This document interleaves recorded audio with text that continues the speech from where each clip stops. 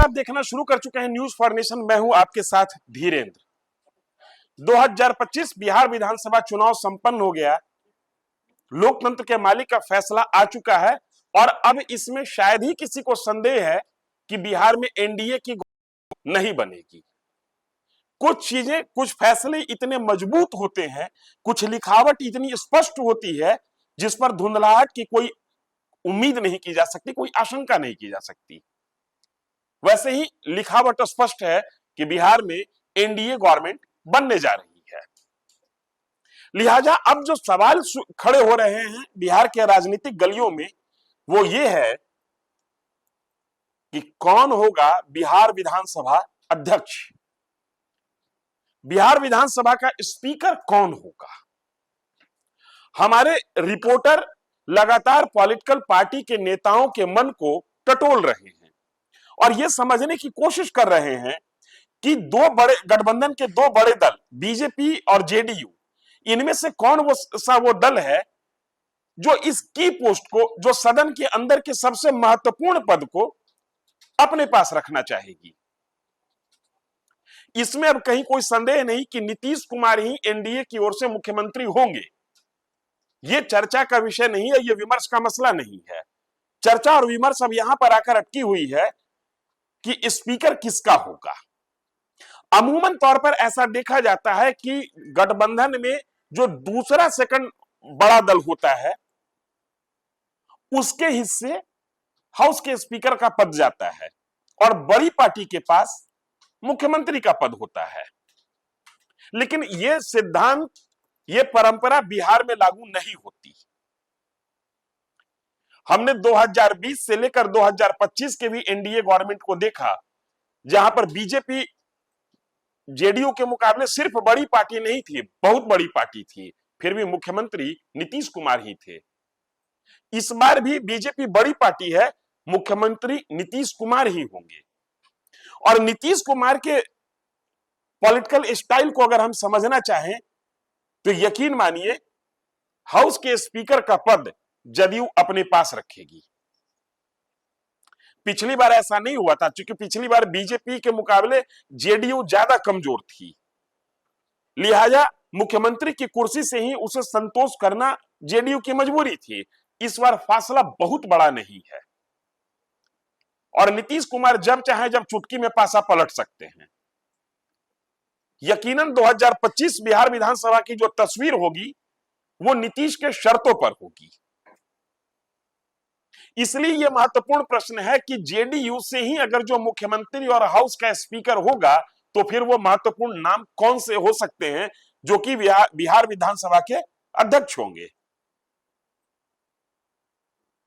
नीतीश कुमार के साथ साये की तरह रहने वाले विजय कुमार चौधरी बिहार विधानसभा अध्यक्ष रह चुके हैं।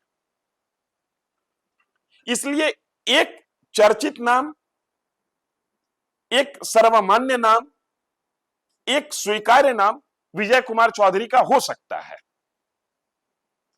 आजमाया हुआ व्यक्ति, नीतीश कुमार के सबसे भरोसेमंद, यह नाम विधानसभा स्पीकर के लिए रेस में हो सकता है। दूसरा नाम कौन हो सकता है? एक नाम है विजेंद्र यादव का।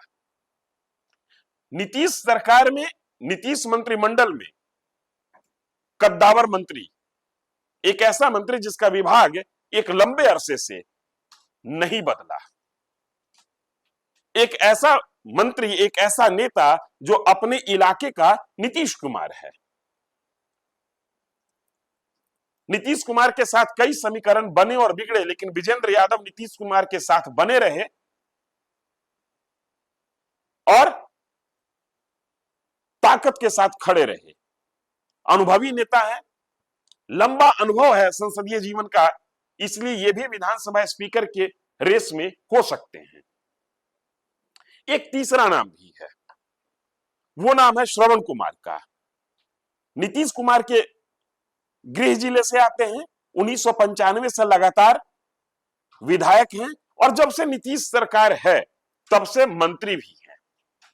नीतीश कुमार के चहेते हैं, नीतीश कुमार के पसंदीदा हैं। जैसा कि मैंने आपको बताया, 30 साल का इनका भी संसदीय अनुभव है और नीतीश कुमार के स्वजातीय भी हैं।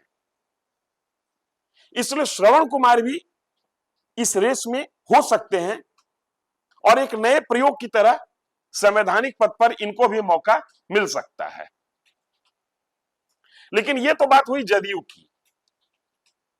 अब हम उस सेट पॉलिटिकल लाइन की बात करें जिस लाइन पर जो बड़ी पार्टी होती है वो तमाम तरीके का त्याग नहीं करती। कुछ मजबूत पद विषम परिस्थिति में, सदन के अंदर जब विषम परिस्थिति खड़ी हो तो वो पद महत्वपूर्ण हो जाए, उसमें से ये पद है विधानसभा अध्यक्ष का। लिहाजा बीजेपी भी चाहेगी कि विधानसभा अध्यक्ष मेरे पास ही हो। अगर ऐसा होता है तो बीजेपी की ओर से विधानसभा अध्यक्ष के रेस में कौन कौन लोग हो सकते हैं? एक नाम है विजय सिन्हा का, हाउस के स्पीकर रह चुके हैं, सदन को चलाने का अनुभव इनके पास है। पार्टी के पसंदीदा नाम में से एक हैं, भूमिहार जाति से आते हैं। एक मैसेज कास्ट इक्वेशन को लेकर भी विजय सिन्हा के नाम पर हो सकता है। दूसरा नाम है प्रेम कुमार का। 1990 से लगातार सदन के सदस्य बने हुए हैं, 35 साल का संसदीय अनुभव इनके पास हो चुका। 2005 से जब जब बीजेपी सरकार में रही ये मंत्री रहे, विपक्ष के नेता के हैसियत से भी ये सदन में बीजेपी का नेतृत्व कर चुके हैं। कद्दावर नेता है, पिछड़ी जमात से आते हैं, गया शहर से इनका प्रतिनिधित्व है। लिहाजा प्रेम कुमार के नाम से भी लॉटरी लग सकती है अगर बीजेपी का स्पीकर हुआ तो। और तीसरा नाम इसी कड़ी में अगर हम देखने और समझने की कोशिश करें तो शायद नीतीश मिश्रा का भी नाम बीजेपी की ओर से हो सकता है।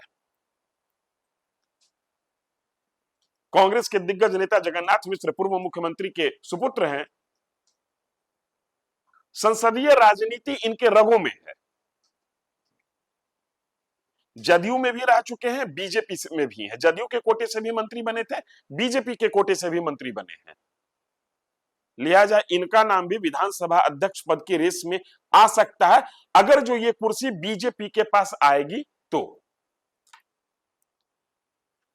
कुर्सी किसके पास जा रही है विधानसभा अध्यक्ष की, ये मैं दावे के साथ नहीं कह रहा हूं, लेकिन हमारे जो रिपोर्टर्स हैं वो जो पॉलिटिकल पार्टी के नेताओं के माइंड को पढ़ रहे हैं उसके मुताबिक इस बात के कयास ज्यादा है कि विधानसभा अध्यक्ष की कुर्सी भी जदयू के पास होगी। लिहाजा हमने जदयू और बीजेपी दोनों को लेकर 3-3 नामों की संभावना जताई कि वो 3-3 कौन नाम हो सकते हैं दोनों पार्टी की ओर से जो आने वाले दिनों में बिहार विधानसभा अध्यक्ष होंगे।